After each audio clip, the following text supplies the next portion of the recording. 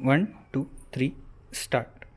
नमस्कार मंडळी, Vasai live news चॅनलमध्ये आपणा सगळ्यांचं स्वागत. उत्सव सृजनतेचा, उत्सव नवनिर्मितीचा, उत्सव त्या आदिशक्तीचा, म्हणजेच हा उत्सव आहे नवरात्र उत्सव. आणि ह्या नवरात्र उत्सवानिमित्त आपण आपल्या चॅनलवरती, आपल्या ह्या वसई लाईव्ह न्यूज चॅनलवरती भेटणार आहोत प्रत्येक एका नवदुर्गेला. प्रत्येकीमध्ये एक दुर्गा दडलेली असते. कधी ती आईच्या रूपात असते, कधी बहिणीच्या रूपात असते, कधी पत्नीच्या रूपात असते, तर कधी मैत्रिणीच्या रूपात, आणि अगदी त्याही पलीकडे जाऊन कधीतरी ती असते एखाद्या उद्योजकतेच्या रूपे. आणि अशाच आपल्या वसई विरारमधल्या विविध क्षेत्रात कार्यरत असलेल्या उद्योजिकांना आपण भेटणार आहोत ह्या आजच्या आपल्या कार्यक्रमातून, नवदुर्गा नवशक्तीमधून. आणि आजची आपली अशी आदिशक्ती एक नवदुर्गा आहे की ज्या नवदुर्गेला वसई विरारमध्ये कोणी ओळखत नाही असं कधीच होणार नाही. महिला बचत गट म्हटलं की आपल्या समोर उभं राहतं ते किरण बडे या नावाचं व्यक्तिमत्व. आणि आज किरण बडे आपल्या भेटीसाठी इथे आलेले आहेत. त्यांचा प्रवास, त्यांच्या नवीन संकल्पना आणि त्यांच्या भविष्यातील वाटचालीस यासाठी आपण त्यांच्याशी गप्पा मारणार आहोत. किरण दीदी नमस्कार, आपलं खूप खूप स्वागत आमच्या चॅनलमध्ये. शासनाने अनेक मोठे मोठे शब्द आणले, महिला सबलीकरण, महिला सक्षमीकरण. पण महिला सबलीकरण किंवा महिला सक्षमीकरण हे शब्द स्वतःच्या कार्यातून जगलेली महिला म्हणजे किरण बडे. स्वतः तर जगल्याच, पण त्याचबरोबर माझ्या बरोबरीच्या असलेल्या सगळ्या सख्या म्हणूया किंवा माझ्यासारख्याच सगळ्या महिला, त्याही माझ्याबरोबर कशा येतील, ह्या प्रवाहामध्ये त्याही कशा पुढे जातील याचा सातत्याने विचार करून त्यांनी वसई विरारमध्ये अनेक बचत गट स्थापन केले. अनेक महिलांना वेगवेगळ्या संकल्पनातून त्यांना वेगवेगळी उभारी दिलेली आहे. अगदी त्यांचा नवीन प्रोजेक्ट झालेला आहे तो रिक्षा. ह्या असे अनेक विविध संकल्पना त्यांनी आणल्या वसई विरारमध्ये, त्या राबवल्या आहेत आणि खूप चांगल्या पद्धतीने त्या महिलांना त्याच्यामध्ये त्यांनी सक्षम केलेलं आहे. म्हणूनच म्हटलं की महिला सक्षमीकरण हा शब्द त्या जगल्यात आणि त्यांनी हा शब्द जगवला आहे. तर आपण ऐकूया हा किरण दीदींचा प्रवास त्यांच्याच तोंडून. नमस्कार, मी खरंच आज वसई लाईव्ह चॅनल आणि आपले डाबरे सर, दिलीप डाबरे सर, छोटू आनंद सर ह्या लोकांचं खूप आभार मानते की त्यांनी माझ्या उद्योजिकांना हा एक मोठा प्लॅटफॉर्म दिलेला आहे. आणि स्वातीसारखी एक म्हणजे चांगली प्रवक्ते आमच्या बरोबर आहे जी आम्हाला इंटरव्ह्यू घेऊन आमच्या मनातल्या संकल्पना लोकांपर्यंत पोहोचवण्यासाठी मदत करते आहे. आणि त्याचबरोबर मी आज सगळ्यांना नवदुर्गा उत्सव जो आलेला आहे ही शक्ती सगळ्यांना लाभो अशी मी देवीचरणी प्रार्थना करते आहे. आणि ह्या नवदुर्गा खरंच सगळ्यांमध्ये एक शक्ती भरून देतील, सगळ्यांना मोटिवेट करून त्यांना एक वेगळी दिशा देतील जगायची, त्याची मी कल्पना करते. आणि याचं लवकरच तुम्हा सगळ्यांना दिसून येणार आहे की अजून महिला शक्ती आणि सक्षमीकरण काय असतं त्याला मी खरंच जगायचा प्रयत्न करते आहे. थँक्यू स्वाती मॅडम की तुम्ही मला इथे बोलवलेलं आहे. तुमचा जो प्रवास आहे दीदी, म्हणजे आज जवळजवळ 20 वर्ष झाली तुम्ही या क्षेत्रात कार्यरत आहात, तर ह्या प्रवासाबद्दल आम्हाला ऐकायला आवडेल. जरूर, मला सांगायलाही खूप आवडेल. सर्वप्रथम आपण म्हणतो बचत गट म्हणजे सेल्फ हेल्प ग्रुप, तर मी पहिली माझी मदत केलेली आहे. सेल्फ हेल्प ग्रुपमध्ये एकत्र येऊन जेव्हा महिला जोडतात म्हणजे संघटन में शक्ती समाई, ती जी संकल्पना आहे ती माझ्यामध्ये खूप रुजलेली होती. आणि जसं की आपण म्हणतो की महिला आल्या म्हणजे बाळतात नाही, महिला आला म्हणजे शक्ती वाढते आणि संघटनेमध्ये तर अजून शक्ती वाढते. त्याला संकल्पनेला लक्षात ठेवून मी हा जो बचत गटाचा प्रवास सुरू केलेला आहे. आज माझ्याबरोबर कमीत कमी 175 बचत गट आहेत. कमीत कमी 15 ते 16 हजार महिला आपल्याबरोबर जोडलेल्या आहेत. आणि नुसतं प्रशिक्षण देऊन त्यांना प्रोफेशनलिझम नाही शिकवलं, पण अपितू ते 2 पैसे कमवत आहेत का, सस्टेनेबल इन्कम आहे का, त्याचा इम्पॅक्ट त्यांच्या फॅमिलीवर त्या करू शकतायत का, याचं मी पूर्णपणे लक्षात घेतलेलं आहे. आणि ती माझी हेल्प अशी आहे की अशी परिस्थिती येते प्रत्येक महिलांच्या समोर किंवा महिलांमध्ये की त्यावेळी तिला काही सुचत नाही की आपली फॅमिलीला वरती कसं न्यायचं आहे किंवा माझ्या मुलांचं, आणि मला फक्त माझ्या मुलांचं भविष्य दिसत होतं. म्हणून मी एक अशी मदर, एक आई क्रिएट करायचा प्रयत्न करते समाजामध्ये की ती त्या मुलांना मोठं करून स्वतःच्या पायावर उभं करून त्यांना त्यांची स्वतःची ओळख निर्माण तर करूनच देईल, पण सस्टेनेबल ती उभी राहील, म्हणजे सबलीकरण तिचं होईल. तर मी हे माझ्या घरापासून केलेलं आहे. परिस्थिती अशी होती, मुलांची फीस भरायला पैसे नव्हतं फर्स्ट स्टँडर्डला, पण I am the proud mother की मी 2 टॉपर इंजिनियरची आई आहे. आज एक इन्फोसिसला काम करते, एक TCSला काम करते. आणि मला सांगायला इथे खूप आवडेल की दोघे स्वतःच्या घरामध्ये त्यांनी आपलं स्वतःचं घर बुक करून आज त्या लेवलला पोहोचलेले आहेत एवढ्या कमी वयामध्ये. तर एक आई जर का विचार केला, एक महिलेने विचार केला की त्यांना सक्षमीकरण करायचं आहे, पण एकच मला सांगायचं आहे की महिलेने सक्षमीकरण करावं, स्वतःसाठी करावं, पण जोपर्यंत ती 4 महिलांना घेऊन चालणार नाही तोपर्यंत ती सक्षम म्हटली जाणार नाही. कारण मी एक टेलर होती. जर मी एक निरूपा राय सारखी जर का आई असती की खूप चालवते मशीन, मुलांना मोठं करते आणि नंतर थकते आणि माझी मशीन पण थकली आणि मी पण थकली आणि नंतर ते तिथे स्टॉप झालं, नाही, मी तशी आई नाहीये. मी आई ती आहे की माझ्याबरोबर माझ्या 4 महिलांना पण त्यांचा लाभ करून देईल. आणि आज मी आहे किंवा नाही आहे तरी माझी ही संकल्पना, हे सबलीकरण हे चालतच राहील. आणि तुम्ही पुढे बघणारच आहात की एक एक महिला कशी घडत चाललेली आहे आणि त्यांच्यामध्ये कुठे ना कुठे माझी छबी दिसायला लागणार आहे. एक मिनिट. हां, चालू कर. ते छबी दिसायला लागणार आहे त्यांच्यामध्ये माझी. आणि जसं मी उद्योजिका झाली तशी त्या पण स्वतःबरोबर 4 महिलांना घेऊन कामं करून ती एक उद्योजिका घडवणार आहे.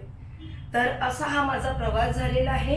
आणि या प्रवासामध्ये एकच लक्षात आलेलं आहे की जी आई घरामध्ये आहे किंवा लॉकडाऊन किंवा कोणतीही परिस्थिती त्यांच्या घरामध्ये आलेली आहे, पूर्ण परिणाम खाण्यावर तर होतोच, पण मुलांच्या शिक्षणावर जास्त होतो. आणि अशा मला सिंगल मदर, विधवा, ट्रान्सजेंडर्स किंवा असे लोक भेटले की त्यांनी त्यांच्या मुलांचं शिक्षण मध्ये सोडायचा प्रयत्न केलेला आहे.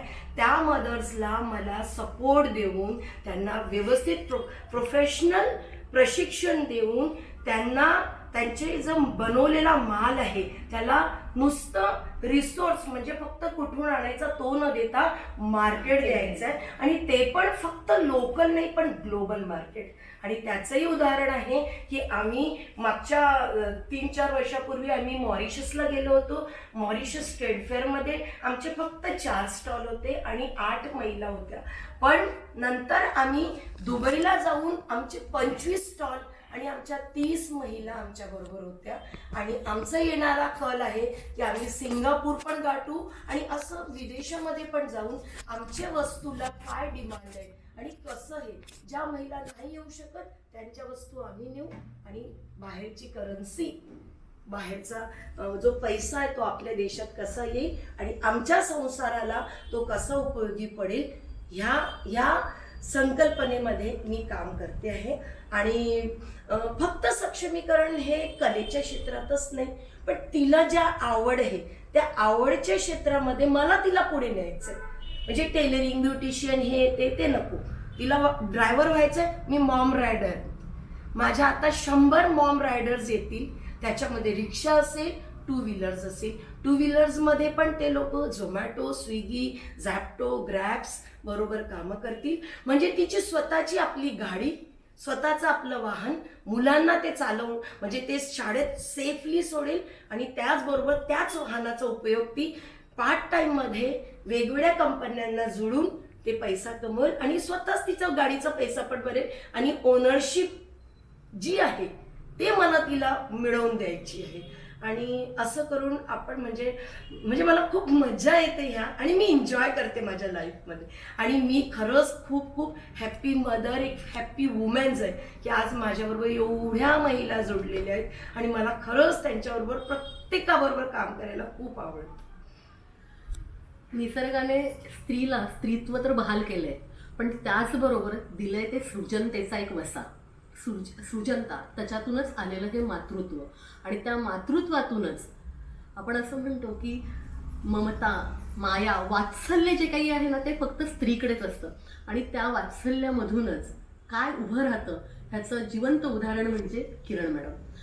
किरण मॅडम, आता मला अजून एक विचारायचं आहे की बचत गट, आणि एक तुम्ही म्हणता की मी टेलर होते, टेलरपासून तो हा आज इथपर्यंतचा प्रवास की आपण म्हणतो की चूल मूल, त्याच्या बाहेर स्त्री माझघरात आली, माझघरातून ती अंगणात आली, अंगणातून ती मुख्य रस्त्याला आली, आणि मला तर म्हणायचं आता ती मुख्य रस्त्यावर डायरेक्ट विमानाने परदेशात पण गेली आपल्या वस्तू. हा परदेशात गेलेला पहिला अनुभव कसा होता? परदेशात जायचा अनुभव खूपच चांगला होता.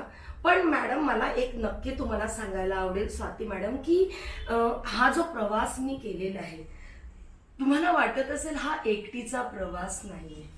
माझ्याबरोबर माझी फॅमिली, माझे बॅकबोन, माझे मिस्टर, माझे मेंटर्स, माझ्या लाईफमध्ये इवन सोशल वर्क करण्यासाठी मला जे मेंटर मिळाले ते हनुमंत भोसले सर. त्यांनी मला दिशा दिली की मॅडम, जर तुम्ही लायनिझममध्ये आले तर तुमच्या सोशलिझमला चांगला वाव मिळेल. आणि त्याच्यामुळे माझ्याकडे मोठी फॅमिली आली लायनिझमची. आज मी लायन्स क्लब ऑफ वसई युनिकची प्रेसिडेंट आहे. हे मला खूप मोठं वैभवाची गोष्ट आहे. आणि मला तिकडनं अवॉर्ड मिळो काय मिळो त्याचं मला नाही बघायचं आहे. मला हे बघायचं आहे की मी जर प्रेसिडेंट झाली आहे तर माझी मेंटर्स मला हे शिकवत आहेत की आपण आपलं कार्य जास्तीत जास्त माझ्या लोकांपर्यंत कसं पोहोचेल, ॲटलिस्ट माझ्या एरियामधल्या लोकांपर्यंत मी कशी पोहोचू शकेल त्याच्यावर मी कार्य करते. तर जसं मी बाहेर गेली होती मॉरिशसला, अशी परिस्थिती नव्हती की आम्ही तिकीट काढणार हे काढणार, पण एक उत्साह होता आणि एक हिंमत होती की करायचंय. तर माझ्याकडे दिशांत म्हणून एक कंपनी आली होती आणि दिशांत कंपनीने मला अर्धा स्पॉन्सर केलेला होता की तुला आम्ही जो काही खर्च आहे तो अर्धा स्पॉन्सर करेल आणि अर्धा मी केलं होतं. आणि असं करून आम्ही तिकडे गेलो होतो आणि दिशांतचं जो प्रोडक्ट्स होते त्यांच्याच नावाने, म्हणजे तिथे मी पर्सनल माझं नाव न ठेवलं होतं, पण मग तिथून मला बघायचं होतं मार्केट कसं आहे. पण एक सांगते, परदेशामध्ये याची खूप डिमांड आहे आणि हस्तकलाला तर खूपच जास्त डिमांड आहे. आणि मेन म्हणजे इंटरेस्टिंग, मला सगळ्या महिलांना एकच सांगायचं आहे, लोक म्हणतात तू लोकल मार्केट सोडून ग्लोबल मार्केटला का जाते. तर सगळ्यात आधी जशी दुबईची करन्सी 1 रुपया त्यांचा, तर मुंबई म्हणजे आपली इंडियाची करन्सी 20 रुपये. तर जर मी तिकडे 10 रुपयाला वस्तू विकून आली तर इकडे मी 220 रुपयाला विकते. तर हा जो करन्सीचा फरक आहे ते सगळ्यांना आपल्याला जाणून घ्यायला पाहिजे. म्हणजे माझ्या वस्तूला तेवढं 10 पट, 20 पट, 25 पट तिकडे मला मिळतोय. सिंगापूरचं तर 80 रुपीज आहे. तर विचार करा, मी 1 रुपयाची वस्तू जर तिकडे विकली तर मला 80 रुपये त्या गोष्टीला मिळत आहेत. तर ह्या गोष्टीला आपल्याला लक्षात ठेवून आपण आणि सगळ्याकडे एक्सप्लोअर करायचं. आणि मला अजून एक स्वाती मॅडम तुम्हाला सांगायला खूप आवडेल की मी वाटच बघते की लोक काय करतात, म्हणजे आपल्या महिला काय करतात ना, जसं की आपल्या भरपूर महिला आता तुम्हाला सांगतीलच त्यांच्या स्टोरीज की क्रिएटिव्हिटी असली पाहिजे तरच आपलं डेव्हलपमेंट होतं. तर कॉपी करणं खूप सोपं आहे. आपण घेतो आणि इकडचा मेसेज इकडे फॉरवर्ड करतो आणि कॉपी करून पाठवतो. पण क्रिएट करणं, सोसायटीमध्ये नवीन नवीन प्रोजेक्ट्स क्रिएट करणे, त्याचं इम्पॅक्ट लोकांवर आणणं, हे खूप म्हणजे मी एन्जॉय करते. आणि मला एक सांगायला इथे नक्की आवडेल की मी आता खरंच बघते की आता अजून किती किरणे मी बघू शकणार की ज्या नवीन नवीन क्रिएट करतील. आणि मला ते खूप जास्त, म्हणजे मी जेव्हा हे जग सोडून जाईल तेव्हा मला बघायचे की एवढ्या किरण्या माझ्या समोर आहेत की त्या वेगवेगळ्या क्षेत्रामध्ये आपलं आपलं एक किरण पसरवत आहेत. तर नक्की म्हणजे हे मला खरंच खूप भरूड आलेलं आहे की माझ्यासाठी मी एकटी नाही एवढं करू शकणार, पण अजून मला किरणे पाहिजेत, अजून महिला पाहिजे जे समाजासाठी आणि सगळ्यांसाठी कामं करते. जो स्वतःसाठी जगतो तो जगतच असतो. पण वपूंचं मला एक वाक्य आठवतं. वपू काय, वपू नेहमी म्हणतात की तुम्हाला आयुष्याचा महोत्सव करता आला पाहिजे. नुसतं आयुष्य जगता कामा नये, तर तो आयुष्याचा महोत्सव करता आला पाहिजे. आणि तो आयुष्याचा महोत्सव तेव्हाच होतो जेव्हा मला आत्मिक आनंद मिळतो, आपल्याला स्वतःला आत्मिक आनंद मिळतो. आणि तो आनंद जेव्हा आपण 4 लोकांना, 40 लोकांना, 400 लोकांना 1000च्या पटीत तो वाटतो आणि जेव्हा ते आनंदी होतात त्यावेळी आपल्या आयुष्याचा महोत्सव झालेला असतो. आणि मला वाटतं की हा आयुष्याचा महोत्सव आहे हा किरण मॅडमनी केलेला आहे स्वतःच्या. त्या म्हणतात की माझ्यासारख्या अनेक किरण इथे व्हायला पाहिजेत. सूर्य ज्यावेळी उगवतो त्यावेळी तो आपण म्हणतो की तांबडं फुटलं आणि ते तांबडं फुटता फुटता त्याची असंख्य किरणं ह्या सृष्टीवरती, ह्या निसर्गावरती पडत असतात आणि त्याच्यातूनच सृष्टीला पुन्हा एकदा जिवंतपणा येत असतो.